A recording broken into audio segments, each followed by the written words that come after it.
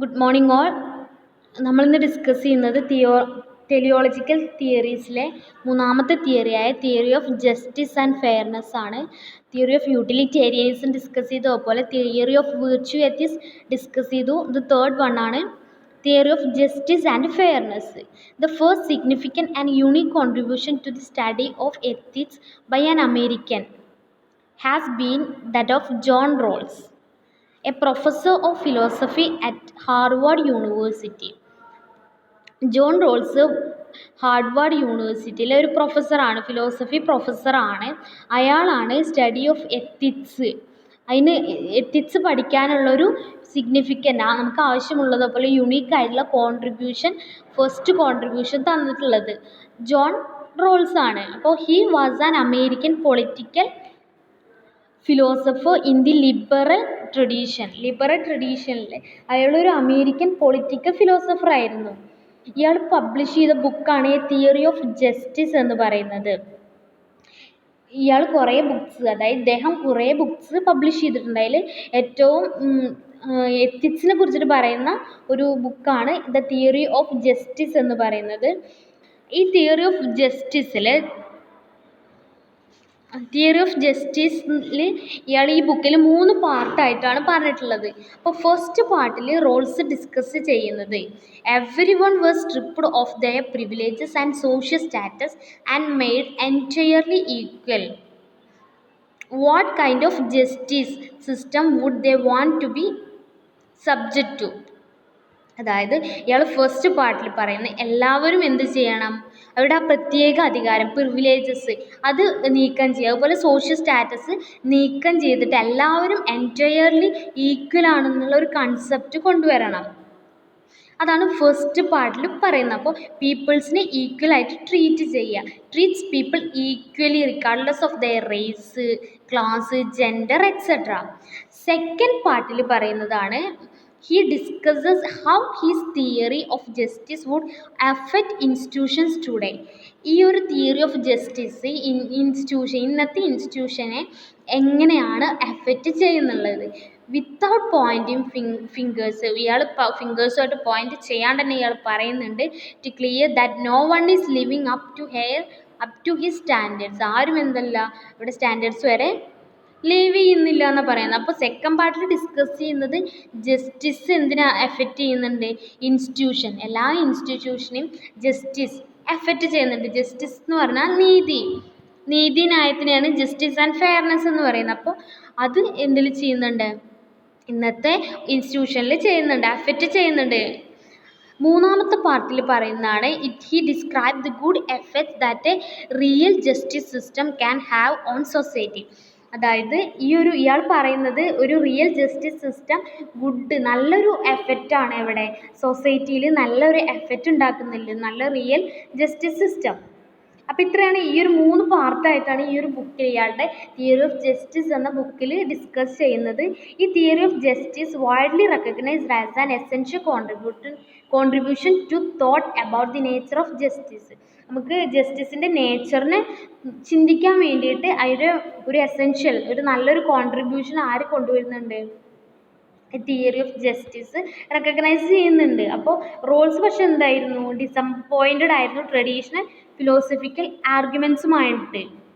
അത് ഇയാളുടെ ഈ ഒരു തിയറിയിലൂടെയാണ് ജസ്റ്റിസിന് ഓർഗനൈസേഷനിൽ ഇത്രത്തോളം ഇമ്പോർട്ടൻസ് ഉണ്ട് എന്ന് പറഞ്ഞിട്ടുള്ളത്. അതുപോലെ John Rawls developed theory of good as justice conceived as fairness. ഈ ജോൺ റോൾസ് തന്നെ ഒരു തിയറി ഡെവലപ്പ് ചെയ്തിട്ടുണ്ട്, theory of good.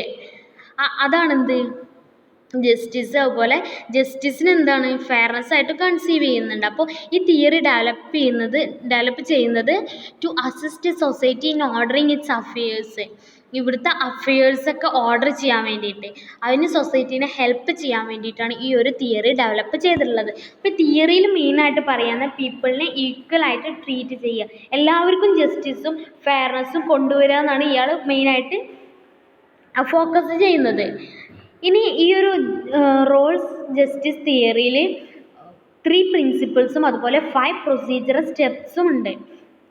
Fairness achieve ചെയ്യാൻ വേണ്ടിയിട്ട് 3 പ്രിൻസിപ്പിൾസും 5 5 പ്രൊസീജിയർ സ്റ്റെപ്സും ഉണ്ട്. അതിൽ 3 പ്രിൻസിപ്പിൾസിൽ വരുന്നതാണ്. First original position. ഒറിജിനൽ പൊസിഷനിൽ പറയുന്നതാണ് he identified the basic structure of society as the primary subject of justice and identified justice as the first virtue of social institutions.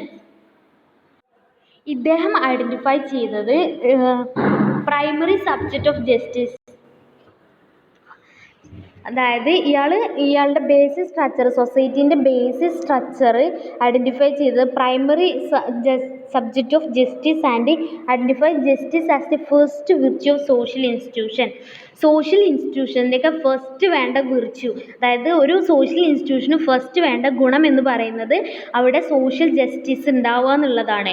അതുപോലെ ഇയാൾ consider ചെയ്തിട്ടുണ്ട് justice A matter of the organisation and internal divisions of the society. Justice എന്ന് പറയുന്നത് ഓർഗനൈസേഷൻ്റെ ഒരു matter തന്നെയാണ്. അതുപോലെ തന്നെ സൊസൈറ്റീൻ്റെ internal ഡിവിഷൻസിനെ affect ചെയ്യുന്നത് തന്നെയാണ് ഈ നീതി, ജസ്റ്റിസ് എന്ന് പറയുന്ന വാക്ക്. അപ്പോൾ ഇയാളുടെ മെയിൻ ഐഡിയ ഈ തിയറി ഓഫ് ജസ്റ്റിസിൽ പറയുന്നത് ഏത് കൈൻഡ് ഓഫ് ഓർഗനൈസേഷൻ, സൊസൈറ്റിയിൽ ഏതൊരു കൈൻഡ് ഓഫ് ഓർഗനൈസേഷനും റാഷണൽ പേഴ്സൺസ് ആണെങ്കിൽ പോലും അവരെന്താ ചെയ്യണം, എല്ലാവരെയും ഒരേപോലെ ട്രീറ്റ് ചെയ്യണം, എന്നാലേ അവിടെ ഒരു കോപ്പറേഷൻ ഉണ്ടാക്കാൻ പറ്റുള്ളൂ. അതായത് ഇവിടെ ജസ്റ്റിസ് ഉണ്ടാവണമെങ്കിൽ എല്ലാവരും ഈക്വലായിട്ട് ട്രീറ്റ് ചെയ്യണം. അതാണ് ഈ ഒറിജിനൽ പൊസിഷനിൽ പറയുന്നത്. നെക്സ്റ്റ് എന്ന് പറയുന്നതാണ് വെയിൽ ഓഫ് ഇഗ്നോറൻസ്. വെയിൽ ഓഫ് ഇഗ്നോറൻസ്, വെയിൽ എന്ന് പറഞ്ഞ ഒരു മറ അല്ലെങ്കിൽ ഒരു തടസ്സം എന്നുള്ള രീതിയിൽ. അപ്പോൾ വെയിൽ ഓഫ് ഇഗ്നോറൻസിൻ്റെ വെയിൽ എന്താണെന്ന് വെച്ചാൽ he claims that every one decides principle of justice that is equality from behind A വെയിൽ of ignorance. Principle of justice എല്ലാവരും എന്ത് ഡിസൈഡ് ചെയ്യുന്നുണ്ട്, പ്രിൻസിപ്പിൾ ഓഫ് ജസ്റ്റിസ് എന്ന് പറഞ്ഞാൽ ഇക്വാലിറ്റി ആണ്. അപ്പോൾ ഇയാൾ ഡിസ്ക്രൈബ് ചെയ്യുന്നത് വെയിൽ ഓഫ് ഇഗ്നോറൻസ് എന്ന് പറഞ്ഞാൽ no one knows his position in society. ഒരാൾക്കും എന്തറിയില്ല, എന്തുകൊണ്ടാണ് ഇഗ്നോർ ചെയ്യുന്നത്, എന്തുകൊണ്ട് വെയിൽ ഓഫ് ഇഗ്നോറൻസ് എന്ന് പറഞ്ഞാൽ ആർക്കും അവരുടെ പൊസിഷൻ എന്താണ്, അവരുടെ സോഷ്യൽ സ്റ്റാറ്റസ് അതുപോലെ ആർക്കും അതറിയില്ല. അപ്പോൾ അസറ്റ്സ്, നാച്ചുറൽ അസറ്റ് അതുപോലെ എബിലിറ്റീസ്, അവരുടെ ഇൻ്റലിജൻസും സ്ട്രെങ്ത്തും എങ്ങനെയാണ് ഡിസ്ട്രിബ്യൂഷൻ നടത്തേണ്ടത് അതൊന്നും ആർക്കും അറിയുന്നില്ല. അപ്പോൾ that means the veil of ignorance is a condition in which people arrive at the original position imagining that have no identity regarding age, sex, ethnicity, education, income, physical attractiveness or other characteristics. അതായത് ഈ വെയിൽ of ignorance എന്ന് പറയുകയാണെങ്കിൽ ഇതൊരു കണ്ടീഷനാണ്. ഇവിടെ people എത്തുക, ഈ ഒരു കണ്ടീഷനിൽ എത്തുകയാണ്, അവർ ഒറിജിനൽ പൊസിഷനിൽ എത്തുകയാണ്. എന്നിട്ട് അവിടെ നിന്നിട്ട് ചിന്തിക്കുകയാണ് ഇവർക്ക് എന്താ അറിയാം, ദേ ഹാവ് നോ ഐഡൻറ്റിറ്റി. ഇവർക്ക് ഒന്നിനെ കുറിച്ചൊരു ഐഡൻറ്റിറ്റി ഇല്ല, ഏജിനെ കുറിച്ചോ സെക്സിനെ കുറിച്ചിട്ടോ ഇൻകത്തിനെ കുറിച്ചോ ഫിസിക്കൽ അട്രാക്റ്റീവ്നെസ് കുറിച്ചിട്ടൊന്നും ഒരു ഐഡൻറ്റിറ്റി ഇല്ല. അപ്പോൾ ഇവർ ഇതൊന്നും മനസ്സിലാക്കുന്നില്ല. അതാണ് വെയിൽ ഓഫ് ഇഗ്നോറൻസ് എന്ന് പറയുന്നത്. നെക്സ്റ്റ് പറയുന്നതാണ് യുനാനിമിറ്റി ഓഫ് അക്സെപ്റ്റൻസ്. യുനാനിമിറ്റി എന്ന് പറഞ്ഞാൽ ഐക്യമത്യം ഉണ്ടാവും, എല്ലാവർക്കും ഒരു ഐക്യം ഉണ്ടാവും. അപ്പോൾ unanimity of acceptance is the requirement that all agree to the contract before it goes to effect. അതായത് ഒരു കോൺട്രാക്റ്റ് കോൺട്രാക്റ്റ് നിലനിൽക്കുന്ന, അതായത് ഒരു കോൺട്രാക്റ്റിൻ്റെ എഫക്റ്റ് ആവുന്നതിൻ്റെ മുന്നേ തന്നെ എന്താണ്, all agree to the contract. അതൊക്കെ എഗ്രിമെൻറ്റിലുള്ള കോൺട്രാക്റ്റിലുള്ള എല്ലാ കാര്യങ്ങളും എന്താണ്, കോൺട്രാക്റ്റിന് ആവശ്യമുള്ള എല്ലാ കാര്യങ്ങളും എല്ലാവരും ഒരേപോലെ അക്സെപ്റ്റ് ചെയ്യണം. അപ്പോൾ ഇയാൾ ആഗ്രഹിക്കുന്നത് എന്താണെന്ന് വെച്ചാൽ എല്ലാവർക്കും ഒരു മിനിമം ഗ്യാരണ്ടി കൊടുക്കണം. റൈറ്റ്സിനെ കുറിച്ചിട്ട്, ലിബർട്ടീനെ കുറിച്ചിട്ടൊക്കെ എല്ലാവർക്കും ഒരു മിനിമം ഗ്യാരണ്ടി കൊടുക്കണം. അത് എന്തിനാണെന്ന് വെച്ചാൽ ആർക്കും ആരെ കുറിച്ചിട്ടും അറിയുന്നില്ല. അപ്പോൾ ഈ ഒരു ഇതിലെന്ന് പറഞ്ഞാൽ എല്ലാവരും എല്ലാ കാര്യങ്ങളെ കുറിച്ചിട്ട് അക്സെപ്റ്റ് ചെയ്യണം. അപ്പോൾ ഇതാണ് 3 തിയറി ഓഫ് ജസ്റ്റിസിൽ വരുന്നത്. ഇനി തന്നെ അതിൽ വരുന്ന പ്രൊസീജിയേഴ്സ് ഉണ്ട്, അതുപോലെ 5 പ്രൊസീജിയർ സ്റ്റെപ്സുമാണ് വരുന്നത്. അതിൽ ഫസ്റ്റ് പ്രൊസീജിയർ സ്റ്റെപ്പ് എന്ന് പറയുന്നത് entering into the contract. അത് ഫസ്റ്റ് കോൺട്രാക്റ്റിൽ എൻ്റർ ചെയ്യുക. രണ്ടാമത് agree unanimously to the contract, അതായത് എല്ലാവരും ഈക്വലായിട്ട് ഐക്യത്തോടു കൂടി ഈ കോൺട്രാക്റ്റിൽ എഗ്രി ചെയ്യുക. അതുപോലെ including basic conditions in the contract such as freedom of speech. അവർക്ക് സ്വന്തമായിട്ട് ഒരു കോൺട്രാക്റ്റിൽ എൻ്റർ ചെയ്യുമ്പോൾ അവർക്ക് സ്വന്തമായി സ്പീച്ച് ചെയ്യാൻ, അഭിപ്രായം പറയാനുള്ള അവസരം കൊടുക്കുക. നെക്സ്റ്റ് എന്ന് പറയുമ്പോൾ maximising the welfare of the most disadvantage person, ഏറ്റവും ഡിസഡ്വാൻറ്റേജഡ് ആയിട്ട് കിടക്കുന്ന ആളുകൾ ഉണ്ടാവും ഗ്രൂപ്പിൽ. അപ്പോൾ അവർ മാക്സിമൈസ് ചെയ്യുക, അവർ വെൽഫെയർ ഒക്കെ മാക്സിമൈസ് ചെയ്യുക, കോൺട്രാക്റ്റിൽ സ്റ്റെബിലിറ്റി കൊണ്ടുവരും. ഇതാണ് പ്രൊസീജിയറൽ സ്റ്റെപ്സ് എന്ന് പറയുന്നത്. ഇനി കുറച്ച് ഇഷ്യൂസ് ആണ്. ഈ ജസ്റ്റിസ് ആൻഡ് ഫെയർനെസ്സിൽ എന്തൊക്കെ ഇഷ്യൂസ് ഉണ്ട് ഇയാൾ പറയുന്നുണ്ട്. ജസ്റ്റിസ് ആൻഡ് ഫെയർനെസ്സിൽ 3 ടൈപ്പ് ഓഫ് ഇഷ്യൂസ് ആണ് വരുന്നത്. Rawls divide various issues involved in the justice and fairness into 3 broad categories. അതിൽ ഫസ്റ്റ് ബ്രോഡ് കാറ്റഗറി എന്ന് പറയുന്നത് ഡിസ്ട്രിബ്യൂട്ടീവ് ജസ്റ്റിസ്, രണ്ടാമത്തെ റെട്രിബ്യൂട്ടീവ് ഓർ കറക്റ്റീവ് ജസ്റ്റിസ്, മൂന്നാമത്തെ കോമ്പൻസേറ്ററി ജസ്റ്റിസ്. ഡിസ്ട്രിബ്യൂട്ടീവ് ജസ്റ്റിസിൽ പറയുന്നതാണ് this is the category of concerned with the fair and the just distribution of social benefit among its members. Distribute ചെയ്യുക, ഇവിടെ എന്താണെന്ന് വെച്ചാൽ ഫെയറും ജസ്റ്റിസും എന്ത് ചെയ്യുക, എംപ്ലോയീസിൻ്റെ സോഷ്യൽ ബെനിഫിറ്റിന് വേണ്ടിയിട്ട് അത് ഡിസ്ട്രിബ്യൂട്ട് ചെയ്യുക, എല്ലാവരും നീതിയോടുകൂടി ന്യായത്തോടു കൂടി കാണുക. അപ്പോൾ distributive justice refers to the extent to which society's institutions ensure that benefits and burdens are distributed among society's members in ways that are fair and just. Distributive justice എന്ന് പറയുന്നത് societies ഇൻസ്റ്റിറ്റ്യൂഷൻ്റെ ഒരു എക്സ്റ്റൻ്റ് ആണ്. ഇവിടെ എന്താണെന്ന് വെച്ചാൽ ഇവിടെ എൻഷുർ ചെയ്യുകയാണ് ബെനിഫിറ്റ്സും അതുപോലെ എന്തൊക്കെ ബേർഡൻസ് ഉണ്ട് ഡിസ്ട്രിബ്യൂട്ട് ചെയ്യുമ്പോൾ സൊസൈറ്റിയിലെ മെമ്പേഴ്സിന് ഫെയർ ആയിട്ട് അതുപോലെ ജസ്റ്റ് ആയിട്ട് ഡിസ്ട്രിബ്യൂട്ട് ചെയ്യുമ്പോൾ അവർക്ക് എന്തൊക്കെ ബേർഡൻസും എന്തൊക്കെ ബെനിഫിറ്റ്സും കിട്ടുന്നുണ്ട്. അതിൻ്റെ മാക്സിമം എക്സ്റ്റൻ്റ് ആണെന്ത് ഡിസ്ട്രിബ്യൂട്ടീവ് ജസ്റ്റിസ് എന്ന് പറയുന്നത്. അപ്പോൾ when the institutions of a society distribute benefits or burden in unjust ways, അതായത് നല്ലതല്ലാത്ത രീതിയിലാണ് ഇവർ ഡിസ്ട്രിബ്യൂട്ട് ചെയ്യുന്നതെങ്കിൽ there is a strong presumption that those institution should be changed. അങ്ങനെ വരികയാണെങ്കിൽ അവിടെ എന്തുണ്ടാവും, ഒരു എതിർപ്പ് ഉണ്ടാവാൻ ചാൻസ് ഉണ്ട്. അപ്പോൾ ഡിസ്ട്രിബ്യൂട്ടീവ് ജസ്റ്റിസ് എന്ന് പറഞ്ഞാൽ നമ്മൾ ഡിസ്ട്രിബ്യൂട്ട് ചെയ്യുമ്പോൾ ബെനിഫിറ്റ്സും കാര്യങ്ങളൊക്കെ ബേർഡനൊക്കെ ഡിസ്ട്രിബ്യൂട്ട് ചെയ്യുമ്പോൾ എല്ലാവരും ഈക്വലായിട്ട് ട്രീറ്റ് ചെയ്യണം. പിന്നെ പറയുന്നതാണ് റെട്രിബ്യൂട്ടീവ് or corrective justice. A second important kind of justice is A retributive or corrective justice. Retributive justice refers to the extent to which punishment are fair and just.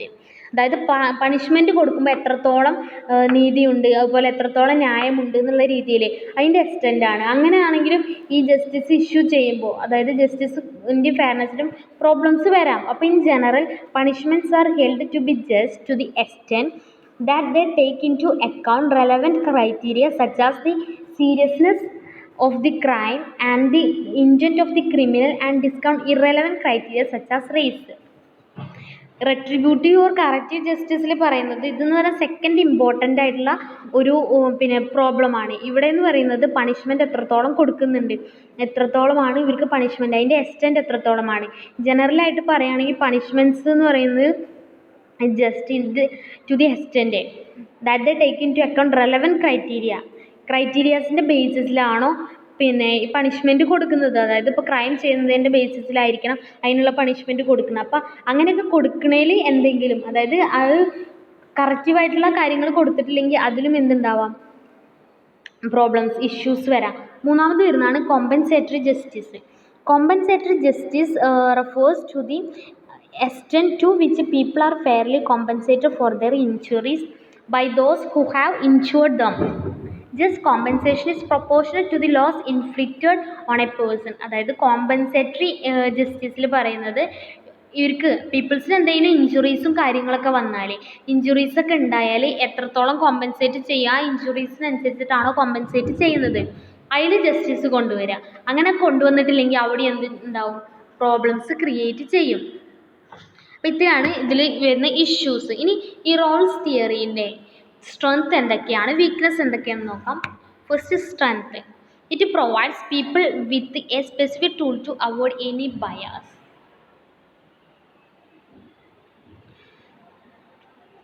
അതായത് ഈ ഒരു തിയറിയിൽ എന്ന് പറയുന്നത് പീപ്പിൾസിന് എന്ത് ചെയ്യുന്നുണ്ട്, with a specific tool to avoid any bias. ഏതൊരു ബയാസ് എന്തെങ്കിലും ഒരു തെറ്റും കാര്യങ്ങളൊക്കെ അതായത് ഓരോരുത്തരും ചിന്തിക്കുന്ന രീതിയൊക്കെ വരികയാണെങ്കിൽ ബയാസ് വരികയാണെങ്കിൽ സ്പെസിഫിക് ടൂളായിട്ടാണ് ഇവിടെ പീപ്പിൾസിനെ പ്രൊവൈഡ് ചെയ്യുന്നത്. അപ്പോൾ ഇതിനനുസരിച്ചിട്ടായിരിക്കും ജസ്റ്റിസ് ഉണ്ടാവുക. അപ്പോൾ ഈ ഒരു ഫിലോസഫി എന്ന് പറയുക സ്പെസിഫിക് ഇംപ്ലിക്കേഷൻസ് ആണ്. ഒരു സൊസൈറ്റിയിൽ വരുന്ന കാര്യങ്ങളൊക്കെ സ്പെസിഫിക് ഇംപ്ലിക്കേഷൻ ആണ്. അപ്പോൾ ഇതിൻ്റെ മേജർ സ്ട്രെങ്ത് എന്ന് പറയുന്നത് ഇവർക്ക് എല്ലാവരും പീപ്പിൾസിനെയാണ് ബയോസ് അവോയ്ഡ് ചെയ്യാൻ വേണ്ടിയിട്ട് പീപ്പിൾസിനെയാണ് ഇവിടെ സ്പെസിഫിക് ടൂളായിട്ട് ഉപയോഗിക്കുന്നത്. രണ്ടാമതെന്ന് പറയുന്നത് the veil of ignorance is an effective way to develop certain principles to govern a society. അതായത് വെയിൽ ഓഫ് ഇഗ്നോറൻസ് എന്ന് പറയുന്നത് ഒരു നല്ല എഫക്റ്റീവ് ആയിട്ടുള്ള വേ ആണ് നമ്മുടെ സൊസൈറ്റിയിൽ ഓരോ കാര്യങ്ങളും ഡെവലപ്പ് ചെയ്യാൻ വേണ്ടിയിട്ട് ഏറ്റവും വേണ്ട ഒരു നല്ല അനിവാര്യമായിട്ടുള്ളൊരു എഫക്റ്റീവ് ആയിട്ടുള്ളൊരു വഴി തന്നെയാണ് എന്ത് വെയിൽ ഓഫ് ഇഗ്നോറൻസ് എന്ന് പറയുന്നത്. ഇവിടെ എന്ത് ചെയ്യാണ്, എല്ലാവരും ഡിസൈഡ് ചെയ്യാണ് ജസ്റ്റിസ്. അതായത് ആർക്കും ആരെ കുറിച്ചിട്ടും അറിയില്ല, എല്ലാവരും ഓരോ കാര്യങ്ങൾ ഇഗ്നോർ ചെയ്യാണ്. അപ്പോൾ ആ ഇഗ്നോർ ചെയ്യുമ്പോൾ എല്ലാവരും ഈക്വലായിട്ട് ട്രീറ്റ് ചെയ്യാൻ പറ്റും. നെക്സ്റ്റ് എന്ന് പറയുന്നത് tends to the veil of ignorance people will try to create the society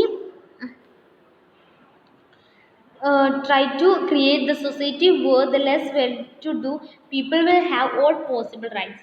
ഈ വെയിൽ ഓഫ് ഇഗ്നോറൻസ് കാരണം തന്നെ പീപ്പിളിന് എന്ത് ചെയ്യാൻ പറ്റും, will try to create the society where the less well-to-do people will have all possible rights. അവർക്ക് പിന്നെ സാധ്യമായിട്ടുള്ള എല്ലാ പോസിബിൾ ആയിട്ടുള്ള റൈറ്റ്സും അവർക്ക് അറ്റൈൻ ചെയ്യാൻ ഈ ഒരു പ്രിൻസിപ്പിൾ വഴി പറ്റും. നെക്സ്റ്റ് എന്ന് പറയുന്നത് present philosophy can become a good solution to the existing issues.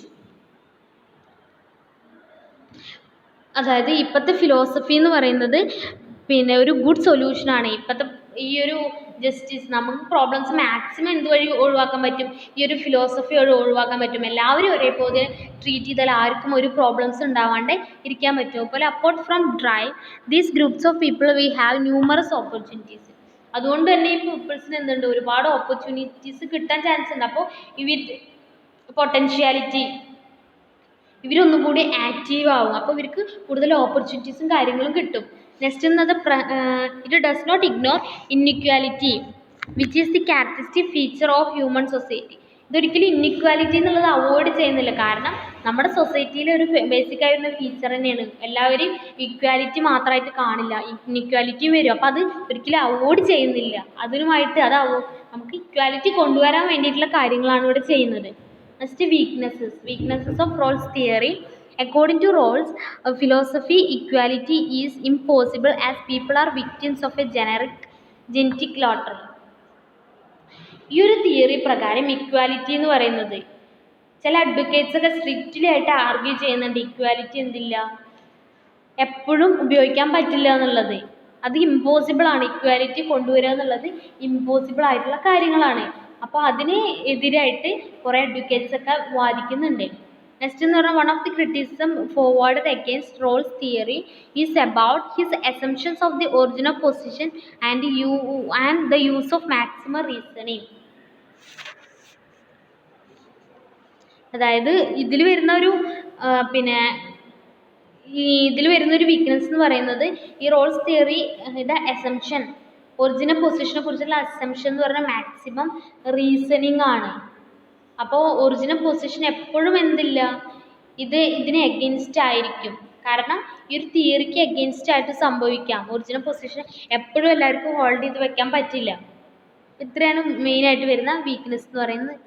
ഇനി രണ്ട് വീക്ക്നെസ് കൂടി ഉണ്ട്. It is also possible that Rawls original position may also have a impact of duty.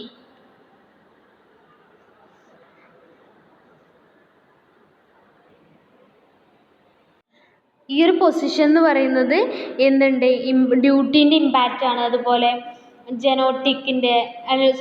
ഡിയോണിക്കിൻ്റെ കോൺസിക്വൻ്റലിസത്തിൻ്റെ ഒക്കെ ഇമ്പാക്റ്റ് ആയിട്ടാണ് ഈ ഒറിജിനൽ പൊസിഷൻ എന്ന് പറയുന്നത്. അപ്പോൾ ഇതെന്ത് ഇല്ല, ഈ തിയറി ഓഫ് ജസ്റ്റിസ് ഈ കാര്യങ്ങളൊക്കെ ഇഗ്നോർ ചെയ്യുന്നുണ്ട്. കാരണം ഇതിൻ്റെ നമ്മളെ theory of impact of duty ആ കാര്യങ്ങളൊക്കെ എന്തുണ്ട് ഇവിടെ ഇഗ്നോർ ചെയ്യുന്നുണ്ട്. പിന്നെ some people will inevitably accumulate more resources and there is no guarantee that these people will remain following principles workers. അതായത് ചില പീപ്പിൾസ് എന്തുണ്ട് accumulate more resources, inevitably accumulate more resources and there is no guarantee. ഇവിടെ എന്തില്ല, guarantee കൊടുക്കുന്നില്ല. People remain following the principles work out. ഈ ഒരു principle അല്ലാണ്ട് അവർ ഉപയോഗിക്കുന്ന പ്രിൻസിപ്പിൾ തന്നെ ഫോളോ ചെയ്യും. അപ്പോൾ ഈ ഒരു തിയറിയോടെ പ്രാവർത്തികമല്ല. അപ്പോൾ ഇത്രയാണ് ലിമിറ്റേഷൻസ് ഓഫ് റോൾസ് തിയറി.